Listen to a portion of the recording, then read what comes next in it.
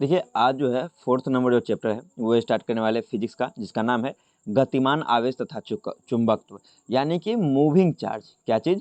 Moving charge. इसी को क्या बोलते हैं? गतिमान आवेश एंड मैग्नेटिज्म। तो देखिए मूविंग चार्ज जो है ना, तो मूविंग चार्ज पहले नॉर्मल सा समझ लीजिए कि चार्ज क्या होता है, एक आवेश होता है।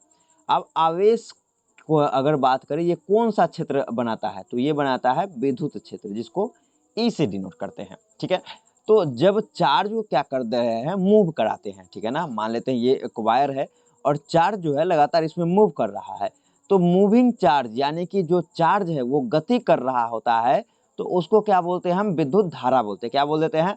विद्युत धारा। अब इसको आई बोल देते हैं।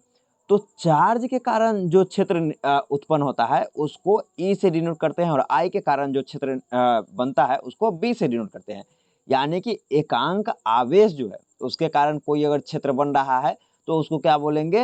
विद्युत क्षेत्र बोलेंगे। अगर आवेश क्या हो रखा है? रुक चुका है। लेकिन यही जो आवेश है वो आगे बढ़ने लगता है तो उसको क्या बोलते हैं? विद्युत धारा बोलते हैं।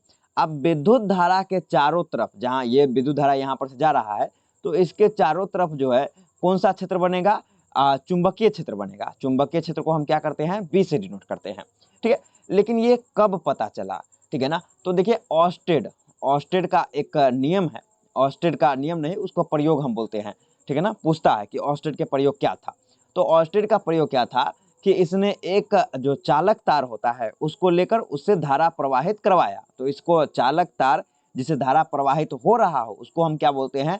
धारावाही। क्या बोलते हैं? धारावाही।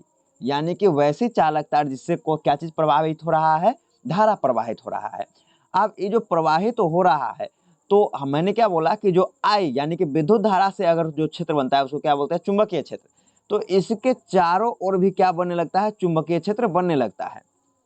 ठीक है, ये कैसे पता चला? तो ऑस्टेड ने क्या किया था, यहाँ पर एक कैंपास ले लिया। ठीक है ना, और कैंपास का जो सुई है उसमें क्या देखने को मिला कि जब धारा प्रवाहित कराते हैं तो उसमें क्या हो गया? विक्षोपित हो गया। यानी सीधा था तो ये क्या हो गया? इस तरह से मुड़ गया। तो अब इस तरह से जब मुड़ा तो वो मतलब उसने निष्कर्ष निकाला। किसने? ऑस्टेड ने निष्कर्ष निकाला कि जब कभी भी जो किसी भी चालक तार से आवेश को क्या करवाते हैं? प्रवाहित करवाते हैं, तो वो क्या करता है? चुंबकीय क्षेत्र का निर्माण करता है। ठीक है, तो एक और चीज है कि ये चुंबकीय क्षेत्र कहाँ से बनाया? तो याद रखिए कि जो आवेश होता है, ठीक है ना, ये क्या चीज बनाता है? विद्युत क्षेत्र बनाता है। और जब विद्युत क्षेत्र में क्या हो जाए? मूविंग हो जाए, यानी कि मूविंग विद्युत क्षेत्र को क्या बोलते हैं? चुंबकीय क्षेत्र बोलते हैं। चुंबकीय क्षेत्र को बी से डिनोट करते हैं।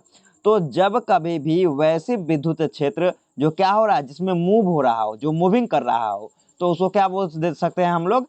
चुंबकीय क्षेत्र बोलते हैं। और ऐसा चुंबकीय क्षेत्र जो क्या कर रहा हो? मूविंग कर रहा हो, उससे क्या निर्माण होता है? विद्युत क्षेत्र निर्माण होता है। फिर से विद्युत क्षेत्र क्या हो रहा है? मूव कर रहा है, इससे क्या बनता है? चुंबकीय क्षेत्र बनता है। कैसे? देखिए यहाँ पर आवेश था, आवेश के चारों तरफ बन रहा था, लेकिन अब ये मूविंग करने लगा तो एगो वायर के चारों तरफ बनने लगा। फिर वायर के चारों तरफ ये भी मूविंग कर रहा है, ये फिर से आवेश के चारों तरफ बनाएगा। ठीक ना, इस तरह से बनते चला जाएगा और ये जो आवेश है ये आगे बढ़ते चला जाएगा। तो इस तरह के जो घटना होती है इसको क्या बोलते हैं?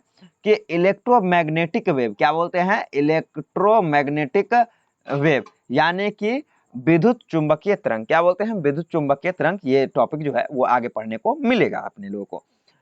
तो मैक्सवेल ने क्या किया था? जो मैक्सवेल था उसने क्या किया था कि एक दाहिने इस तरह से मान लेते हैं एक चालक तार है, इससे क्या हो रहा है? धारा प्रवाही जो आई है वो ऊपर की ओर क्या हो रहा है? प्रवाहित हो रहा है। तो हम क्या किए कि इस तार को अपने दाहिना हाथ से इस तरीके से पकड़े कि अंगूठा का डायरेक्शन ये हो जाएगा।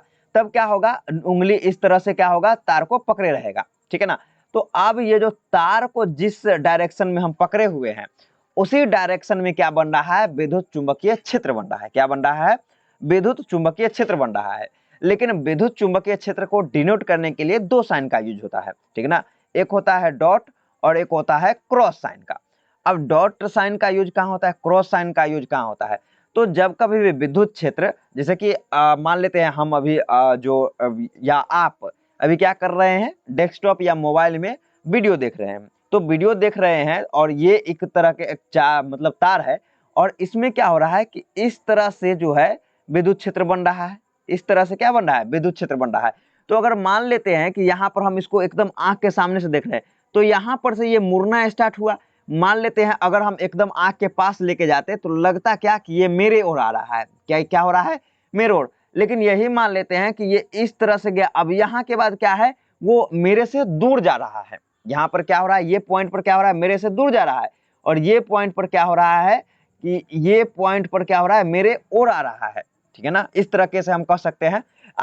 इस तरह से देखो कि साइन देख के, तो यहाँ पर जो है, यहाँ पर जो यूज होगा उसको डॉट प्रोडक्ट बोलेंगे, और यहाँ पर जो यूज होगा उसको डॉट साइन से डिनोट करेंगे, और इसको करेंगे क्रॉस साइन से डिनोट। यानी कि डॉट साइन वैसे पॉइंट के लिए होता है जहां पर से जो प्रेक्षक होता है उसकी ओर आते हुए दिखे। ठीक है ना, चुंबकीय क्षेत्र रेखा जो प्रेक्षक है उसकी ओर आते हुए दिखेगा, उसको क्या चीज से डिनोट करते हैं, डॉट से। और उससे दूर जाते हुए जो दिखेगा उसको क्या चीज से डिनोट करेंगे, क्रॉस से। ठीक है ना, ये चीज आपको क्या करना है, याद रखना है। अब क्या है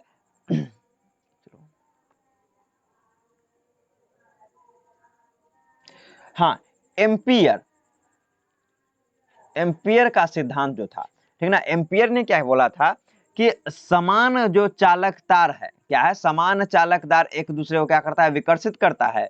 यानी कि माइनस है और माइनस ये भी क्या करेगा, एक दूसरे को विकर्षित। और असमान जो चालक तार होता है, ठीक है ना, क्या चीज, असमान चालक तार जो होता है वो क्या करता है, एक दूसरे को आकर्षित करता है, एक दूसरे को क्या करेगा, आकर्षित करेगा। ये किसने बोला था, एम्पियर ने बोला था। अब क्या है, विद्युत चुंबकीय तरंग कैसे बनता है वो मैंने बतला दिया कि विद्युत चुंबकीय तरंग जब कभी भी आवेश स्थिर है तो क्या होता है, आवेश स्थिर है तो वो एक इलेक्ट्रिक फील्ड, ठीक है ना, उसका निर्माण करता है। और यही जब गति में आ जाता है तो ये बी यानी कि चुंबकीय क्षेत्र का निर्माण करता है। और चुंबकीय क्षेत्र के चुंबकीय क्षेत्र पे जब गति में रहे तो ये फिर से वापस ई का निर्माण करेगा, और फिर ई भी गति में रहे, ई मतलब क्या है, विद्युत क्षेत्र, और ये भी गति में रहे तब फिर से चुंबकीय क्षेत्र का निर्माण करेगा। तो ये सिलसिला बार बार क्या है, चलते रहता है। तो ये जब बार बार चलते रहे तो इसी तरह से क्या चीज का निर्माण होता है, विद्युत चुंबकीय तरंग का निर्माण हो जाता है। ठीक है ना, ये सब आगे पढ़ना है, अभी तक जो है वो इंट्रोडक्शन था, ये क्या था, चैप्टर का इंट्रोडक्शन था। ठीक है, तो अब इंट्रोडक्शन यानी कि परिचय हम जो करवा रहे थे वो था, तो ये परिचय हो गया है। आगे देखते हैं जो नेक्स्ट जो टॉपिक पढ़ना है वो है ऑस्टेड का प्रयोग। क्या चीज पढ़ना है, ऑस्टेड का प्रयोग। ऑस्टेड का प्रयोग वैसे तो आप लोग पढ़ चुके हैं, लेकिन इसको एक सही वे में लिखना जरूरी है।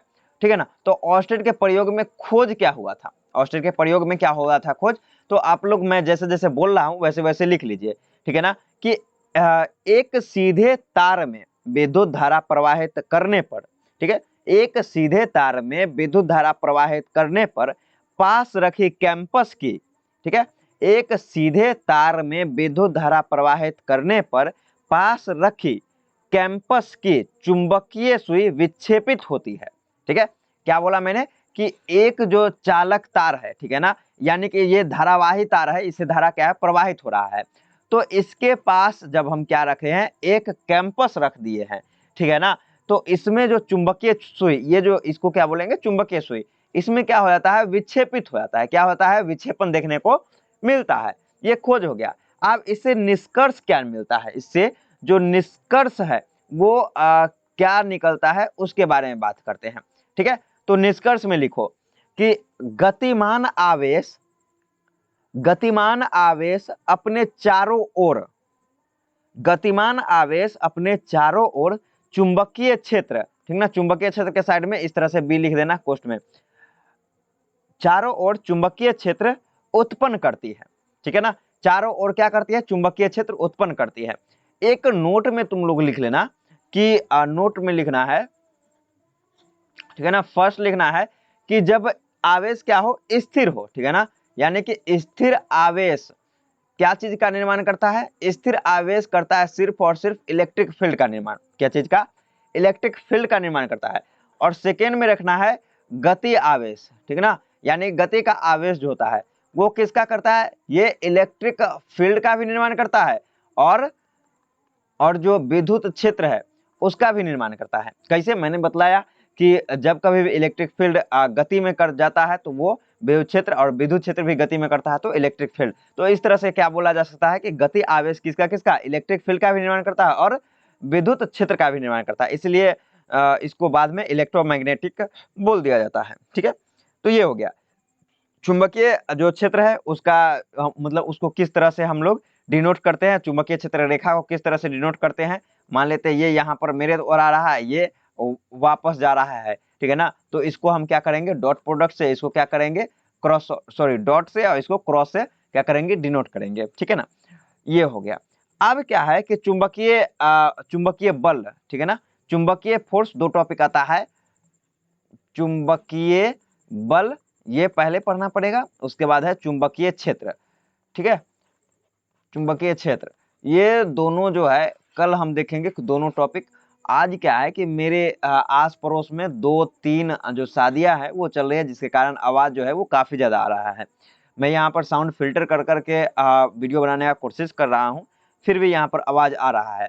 तो इसका जो लिखना था वो सब जो है मैं वीडियो के लास्ट में कुछ कुछ इमेज जो है वो डाल दूंगा, वहां से आप लोग लिख सकते हैं। जो चीज उसमें से लिखा जा चुका है वो चीज नहीं लिखना है, जो चीज नहीं लिखा है वो सब लिखना है।